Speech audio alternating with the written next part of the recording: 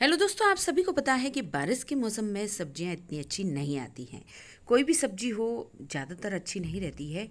तो रोज़ रोज़ अगर वही सब्जी भी खाकर बोर हो गए हों तो आप ये बिल्कुल ही अलग तरीके से मूंग की दाल की बड़ी और प्याज की सब्जी मैं आपको बताने वाली हूँ, जो घर के ही सामान से बनकर तैयार हो जाती है और वो खाने में बहुत ही अच्छी लगती है। हेलो दोस्तों, मैं हूँ राधा। आप देख रहे हैं राधा की रसोई में गटी जी। मेरे चैनल में आप सभी का बहुत बहुत स्वागत है। वैसे तो ये सब्जी कई लोग बनाते भी हैं, अगर आप इस तरह से बनाकर देखेंगे ना तो आपको बहुत ही पसंद आएगी। चलिए फिर इसको झटपट से बना ही डालते हैं। ये देखिए, ये मूंग की दाल की बढ़िया हैं। ये घर की बनी हुई है, वैसे ये मार्केट में भी इजीली मिल जाती हैं, लेकिन अगर आपको इनकी रेसिपी जानना है तो आप कमेंट करके पूछ सकते हैं। बहुत ही आसानी से आप इनको घर पर बनाकर तैयार भी कर सकेंगे और ये काफ़ी हेल्दी होती हैं। अगर आपके बच्चे मूंग की दाल ना खाते हो ना तो ये बनाकर आप ज़रूर खिलाएं। हेल्दी के साथ साथ बहुत ज़्यादा टेस्टी रहती है। ये देखिए, एक ही चम्मच मैंने पैन में तेल लिया और इसके बाद ही मैंने ये सारी मतलब जो जितनी बड़ियाँ हैं ना मूंग की दाल की बड़ी, वो ले ली हैं। तो अब कुछ नहीं करूँगी, मैं इनको हल्का सा भूनती रहूँगी। लेकिन मैं आपको बताती हूँ कि क्या करना है।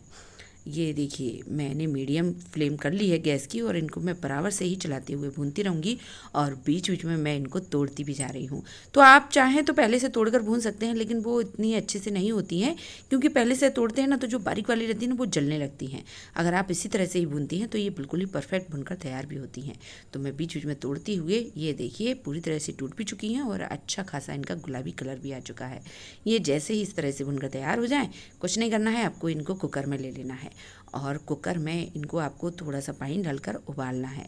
लेकिन उसके पहले भी आपको कुछ और प्रोसेस पूरी करनी है, जिससे इनका टेस्ट काफ़ी अच्छा आता है। तो कई लोग इसी तरह से ही हल्दी और नमक डालकर उबाल लेती हैं, लेकिन आप ऐसे ना उबालें इनको। ये देखिए, मैंने थोड़ा सा इसमें नमक ऐड कर दिया है। नमक से टेस्ट सही लगता है, इसीलिए आप इनमें थोड़ा सा ही डालें, लेकिन उबालते टाइम नमक ज़रूर डालें।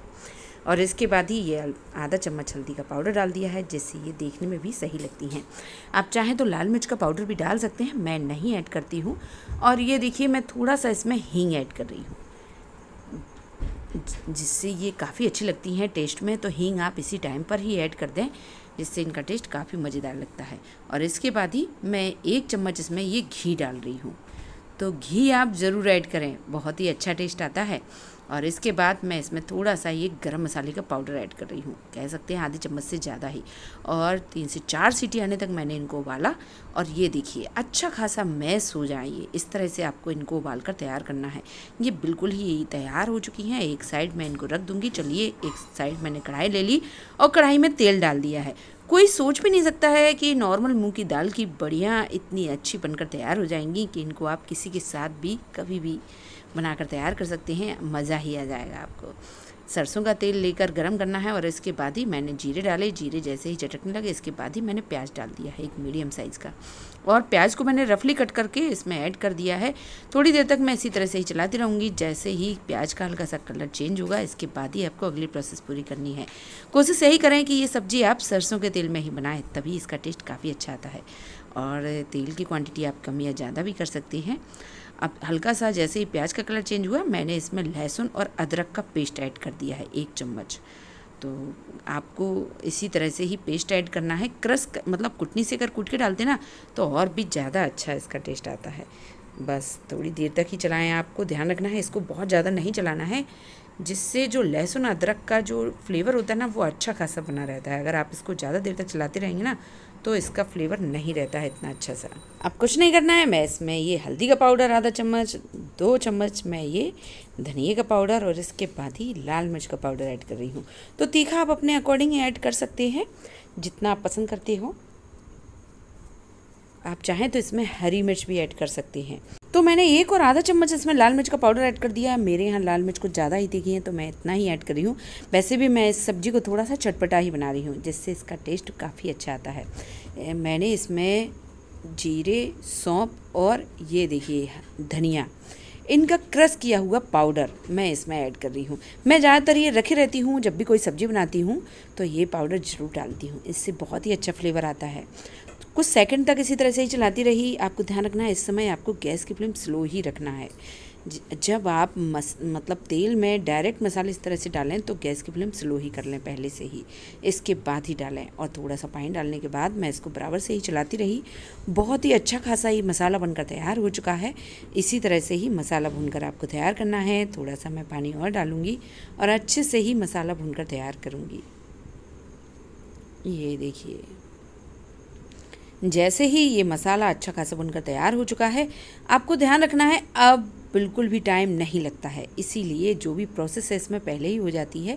अब बिल्कुल भी टाइम नहीं लगता है, 2 से 3 मिनट ही लगेंगे और आपकी ये सब्ज़ी बिल्कुल ही तैयार हो जाएगी। क्योंकि जो बढ़िया मैंने इसमें ऐड की है ना, वो पहले से ही उबली हुई हैं और जो पानी इसमें ऐड किया है वो पहले से ही उबला हुआ है, इसीलिए अब बिल्कुल भी टाइम नहीं लगता है। अब ये देखिए, बस पड़ेगी, ये सब्ज़ी बनकर तैयार हुई है, तो अब इसमें प्याज की ज़रूरत तो पड़ेगी ही। तो इसी तरह से ही आपको ये प्याज बड़ी बड़ी साइज़ में कट करके बाद में ही डालना है, जब आपको लगे कि सब्ज़ी बनने ही वाली है। वैसे भी इस सब्ज़ी में अब बाद में बिल्कुल भी टाइम नहीं लगता है, 3 से 4 मिनट ही लगते हैं। तो बस आपको 1 से 2 मिनट पहले ही ये आपको प्याज डाल देना है और 1 मिनट तक ही मैं इनको उबालूंगी और इसके बाद ही ये सब्ज़ी तैयार हो जाएगी। तो बस ये देखिए, क्योंकि जो हल्का सा जो क्रंचीनेस रहता है ना प्याज का, वो बहुत ही अच्छा लगता है। प्याज को आपको बहुत ज़्यादा नहीं पकाना है। ये देखिए, तो मैं थोड़ी देर तक इसी तरह से चलाती रहूँगी। आप अपने अकॉर्डिंग ही इसमें पानी ऐड कर सकते हैं, जितनी पतली ग्रेवी आप पसंद करती हो।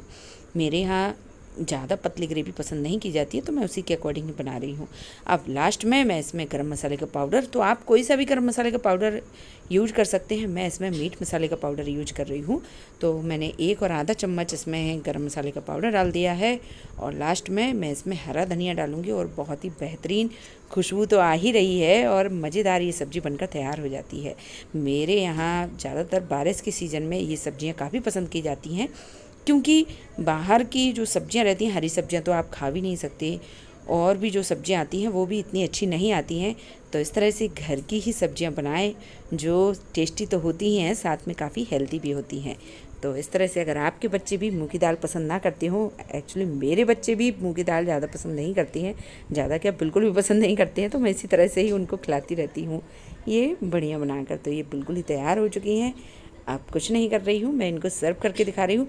मैं इनको इसी तरह से ही थोड़ा सा पतली ग्रेवी में बना रही हूँ, क्योंकि जैसे ही ये ठंडी होंगी ना, अपने आप ही काफ़ी थिक हो जाएंगी। तो इसी तरह से ही आप रहने दें, अगर आप थोड़ा सा थिक ग्रेवी पसंद करते हो। ऐसे अगर आप इसी तरह से ही बनाते हैं ना, तो ये सब्ज़ी आपको काफ़ी पसंद आएगी। अगर आपको ये पसंद आती है तो चैनल को लाइक, सब्सक्राइब और शेयर करना बिल्कुल ना भूलें। कमेंट करके जो बताएं कि आप भी इसी तरह से ही ये प्याज बड़ी की सब्जियां बनाकर तैयार करते हैं। कुछ अलग हो तो अपनी रेसिपी मुझसे जरूर शेयर करें।